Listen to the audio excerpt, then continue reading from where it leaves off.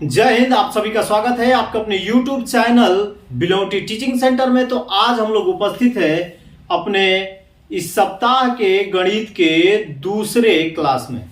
Welcome to all guys in your mathematics classes. हम आपको बता रहे हैं, कल आपको मैंने पढ़ाया था वास्तविक संख्याएं और यूक्लिड विभाजन एल्गोरिथम। किस प्रकार से यूक्लिड विभाजन एल्गोरिथम से हम HCF निकालते हैं, इसका मैंने दो एग्जाम्पल आपको बताए थे। दो एग्जाम्पल थे प्रश्नावली 1.1 के क्वेश्चन नंबर 1 के पहला और दूसरा। मैंने आपको यह भी बताया था कि आप लोग तीसरा क्वेश्चन खुद से कर लीजिएगा। आपने किया है तो अच्छी बात है, नहीं किया है तो चलिए हम शुरुआत करेंगे बिना देरी के कि हमारा जो तीसरा क्वेश्चन है वो कौन सा है। तो हमारा जो पहला क्वेश्चन था, मैंने आपको कल बताया था कि निम्नलिखित संख्याओं का HCF ज्ञात करने के लिए यूक्लिड विभाजन प्रमेयिका का प्रयोग कीजिए। Use Euclid division algorithm to find the HCF of the following numbers. ये हमारा पहला क्वेश्चन है एक्सरसाइज 1.1 का, यानी प्रश्नावली 1.1 का, जिसमें पहला था 135 और 225 और दूसरा था 196 और 38,220। अब चलिए हम तीसरे की बात करते हैं। हम बात करेंगे किसकी? तीसरे की बात करेंगे। तीसरा जो है वो आप लोग देखिए अपने किताब में, वो है 867 यानी 867 और 255। मैंने आपको हमेशा बताया था कि जैसे ही ये आपके पास क्वेश्चन आ जाते हैं तो हम क्या मानते हैं, बड़े वाले को क्या मानेंगे? सबसे पहले क्या लिखेंगे हम? किससे HCF निकाल रहे हैं? यूक्लिड विभाजन प्रमेयिका। इंग्लिश में लिखेंगे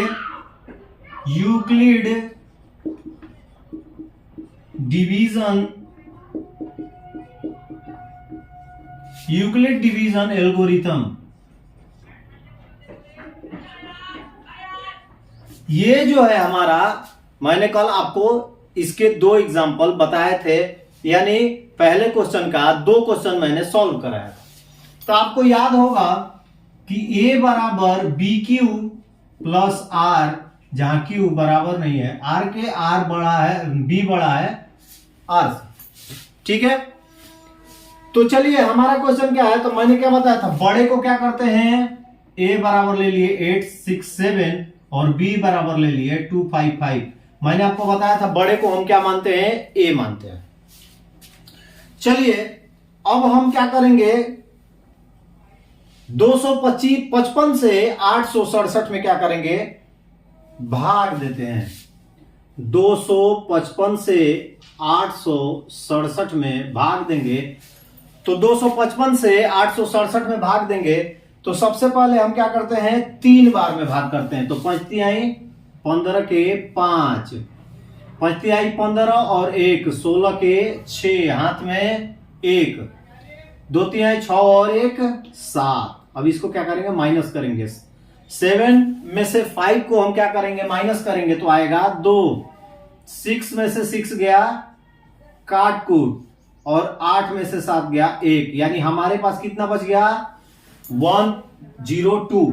काटकूट इसलिए नहीं किए क्योंकि इसके बाद जो अंक है वो बड़ा है और नीचे वाला छोटा है। अब आया हमारा 102, यानी 6 में से 6 गया 0 और 8 में से 7 गया 1। अब क्या करेंगे, ऊपर 255 को नीचे लाएंगे। अब देखिए हम क्या करते हैं कि 102 को 2 बार में ले जाएंगे तो हमारा आएगा 204। 5 में से 4 गया 1, 5 में से 0 गया 5 और ऊपर 2 2 कैंसिल। अब आएगा ऊपर वाला 102। अब देखिए 51 इंटू 2 इजकल टू 102, 51 दूनी 102। अब हमारा आ गया शेष 0, यानी हमने यूक्लिड विभाजन प्रमेयिका से क्या किया, 867 और 255 का HCF निकाला। हमारा HCF क्या हो गया, 51। अब क्या करेंगे हम, जो हमारा सूत्र है उसमें बिठाएंगे। तो सबसे पहले हम A को क्या माने हैं, 867। हमने क्या किया, 867 को किससे किया, 255 इंटू 3 प्लस हमारा शेष कितना आया था 102। और अब दूसरा नंबर हमारा क्या था, दूसरा नंबर था 255। तो 255 को क्या करेंगे, 255 102 इंटू 2 प्लस 51। तीसरा हमारा क्या आया है 102। तो 102 है तो 5 इंटू 2 प्लस 0। जहां पे हमारा जीरो रिमाइंडर खत्म होता है, ये प्रक्रिया चरण दर चरण स्टेप बाय स्टेप चलती है, मैंने आपको कल बताया था। इसलिए HCF बराबर हमारा हो गया 51। It will be right answer. उम्मीद है आप लोगों को ये तीसरा क्वेश्चन समझ में आ गया होगा। तो चलिए इसको फटाफट नोट कर लीजिए।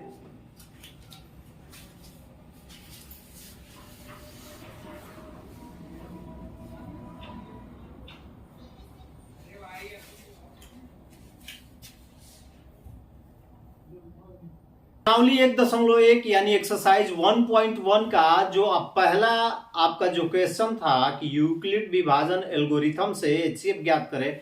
उम्मीद है आपके तीनों क्वेश्चन मैंने आपको बताया समझ में आ गया होगा। अब चलते हैं हम सीधे अपने दूसरे क्वेश्चन की ओर। दूसरा जो हमारा क्वेश्चन है वो आपको अपने किताब में देखिए लिखा हुआ है कि दर्शाइए कि कोई धनात्मक विषम पूर्णांक 6q + 1, 6q + 3 तथा 6q + 5 के रूप का होता है जहां q कोई पूर्णांक है, so that any positive one integer is of the form 6q + 1, 6q + 3 and 6q + 5 when q is some integer। यह है आपका दूसरा क्वेश्चन। क्वेश्चन आपको दिखाई दे रहा होगा, आप अपनी किताब में क्वेश्चन देख सकते हैं। इसको मानते हैं कि माना कि ये कोई विषम धनात्मक पूर्णांक है, let a be any positive one integer. अब हम क्या करते हैं, दिया गया है हमारे अकॉर्डिंग टू क्वेश्चन, दिया गया है क्या आपको क्वेश्चन में क्या दिया है, आप क्वेश्चन में अपना देखेंगे। That means has been given that दिया हुआ है हमारे क्वेश्चन में कि b = 6। b = क्या है 6, क्योंकि हमारा सूत्र क्या होता है a बराबर b q + r, ये होता है हमारा सूत्र। तो हमको दिया हुआ है पहले ही क्वेश्चन में कि 6q + 1, 6q + 3 और 6q + 5। क्या ये जो है ये क्या है, इसको हम क्या लिख सकते हैं, किसमें लिख सकते हैं, क्या ये धनात्मक विषम पूर्णांक है और पॉजिटिव इंटीगर है। तो हमको ये सूत्र पे हमको क्या मिला है 6। तो ये हमारा क्या हो गया 6 जो हो गया, 6 जो हो गया वो हमारा हो गया b जब हो गया तो हम r का मान, जबकि आपको बोल रहा है कि q जो है वो एक क्या है पूर्णांक है, q क्या है पूर्णांक है। तो r बराबर हम मान लेते हैं r बराबर 0, 1, 2, 3, 4 और 5। क्यों, क्योंकि b हमारा जो है वो 6 है। 6 जब कर लेंगे तो ये 0 हो जाएगा। तो चलिए हम सूत्र पे बैठाते हैं अपने कि a बराबर 6q + 1, 6q + 2, 6q + 3, 6q + 4, 6q + 5। अब आप पूछेंगे क्यों, कह रहा है कि क्यों आपका एक पूर्णांक अंक है, पूर्णांक संख्या है। तो यदि हम यहाँ पे q बराबर 1 मानते हैं तो 6 में 1 से गुणा करेंगे तो 6 एकम 6 यानी 6 1 जा 6 और 1 यदि जोड़ देंगे तो आ जाएगा 7। ठीक है, ये हमारा विषम संख्या हो गया। जब यहां आते हैं तो q का मान जब 1 रखते हैं तो 6 1 जा 6 यानी 6 एकम 6 और 9 जोड़ेंगे तो आएगा 9। ये भी हमारा क्या है एक विषम पूर्णांक है। 6 एकम 6 यानी 6 एकम 6, 6 1 जा 6 और 5 जोड़ेंगे तो आएगा 11। यानी हम कह सकते हैं कि ये जो है 6 + 1, 6 + 3 और 6 + 5 ये जो है धनात्मक विषम पूर्णांक है। ठीक है, उम्मीद है आप लोगों को समझ में आ गया होगा। तो सीधे क्या करेंगे, लिखेंगे कि अतः 6q + 1 6q + 3 6q + 5 एक विषम धनात्मक पूर्णांक है, विषम धनात्मक पूर्णांक है। इंग्लिश में लिख लीजिएगा कि देयरफॉर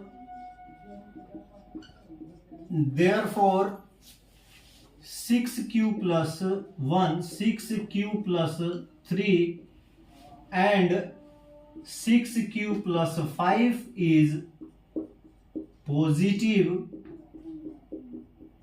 odd इंट्रीगर। यही आपसे पूछा जा रहा था ना, आपके सामने इसका आंसर है। यदि आपको समझ में नहीं आया होगा तो आप कमेंट बॉक्स में कमेंट कर दीजिएगा, फिर से मैं इसे समझा दूंगा, इसको नोट कर लीजिए।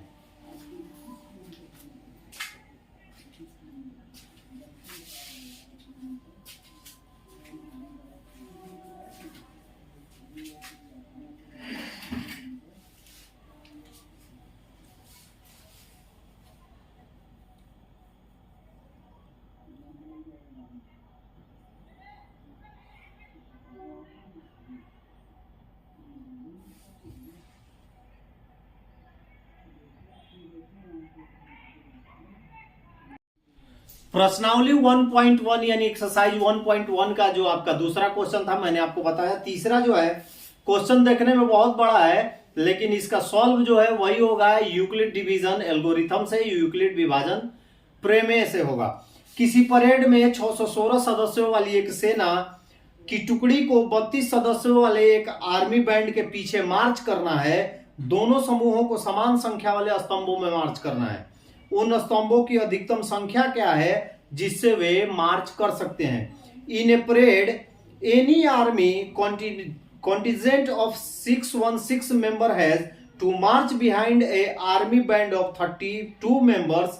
Both the groups have to march in the same number of a column. What is the maximum number of column in the which they can march? ये जो है आपका क्वेश्चन काफी लंबा चौड़ा है, लेकिन आपके सामने संख्याएं सिर्फ आएंगी, जो वो आएंगी क्या, देखिए आपके क्या कह रहा है कि 616 और 32 32, यानी जैसा हमने अपने पहले क्वेश्चन में 3 HCF निकाले, इसी तरह यदि हम इसको निकाल देंगे तो हमारा आंसर आ जाएगा। तो हम A बराबर मान लिए 616 और B बराबर मान लिए 32। ठीक है, यूक्लिड विभाजन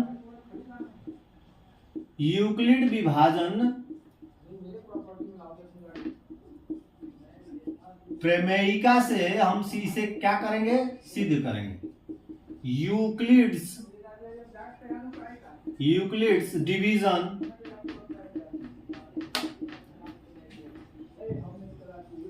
एल्गोरिदम से क्या होता है, A बराबर BQ + R, जहां पर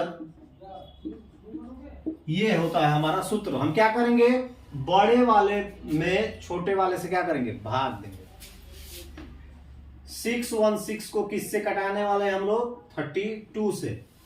तो एक बार में जाएगा, क्योंकि 32 2 जाए 64 होता है, तो क्या करेंगे, एक बार में 3 2, 11 में से 2 गया 9, 5 में से 2 गया, ऊपर से आया 2 9 6।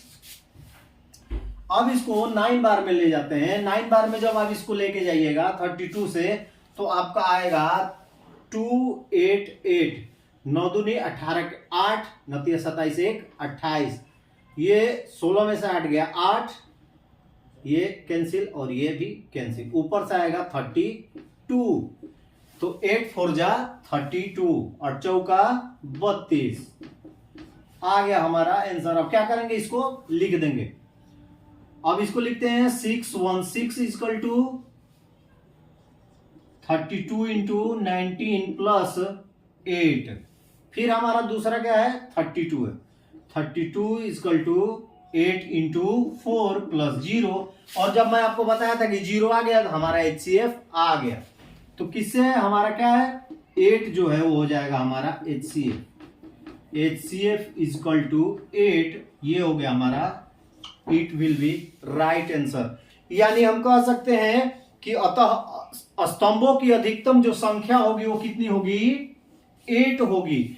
8 स्तंभ यदि बराबर बनाए जाए तो ये 616 सदस्यों वाली आर्मी जो है वो बैंड के पीछे आराम से मार्च कर सकती है। Therefore A maximum 8 maximum number of columns, ये आपका हो गया आंसर। तो समझ गए होंगे कि किस प्रकार से हम इस तरह के क्वेश्चन को सॉल्व करेंगे। तो आज के लिए बस वीडियो में इतना ही, फिर मिलेंगे अगले सप्ताह में। तब तक के लिए आप सभी को जय हिंद। इसको फटाफट नोट कर लीजिए।